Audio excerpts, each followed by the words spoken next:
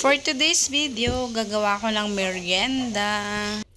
Gagawa ko ng maruya, guys. So, ayan, naglagay ako ng 3/4 cup na harina, tapos 1/4 cup na cornstarch, tapos isang kutsarang baking powder. Then, yung pinanghalo ko dyan, guys, ay gatas. Instead na tubig, gatas. Then, naglagay din ako dyan ng sugar. Ayan yung ating saging na saba. Hiniwa-hiwa ko lang dyan ng maliliit, guys. Ayan, ganyan. Dahil marami pang tira, naisipan kong gawing maruya na lang.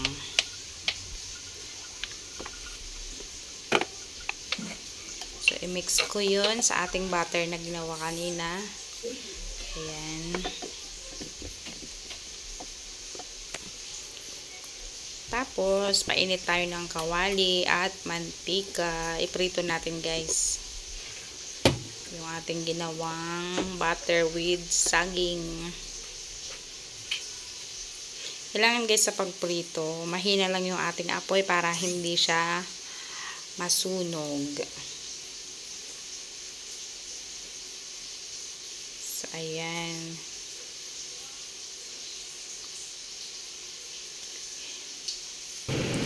Tapos, baliktad rin. Pag nag-brown na yung kabilang side, baliktad natin.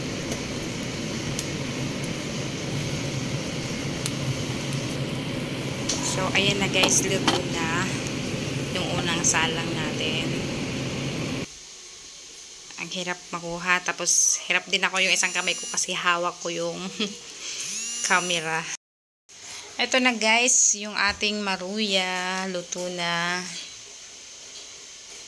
Nilagyan ko yan ng kaunting honey para may dagdag tamis siya, guys. So, yun lang. Thanks for watching.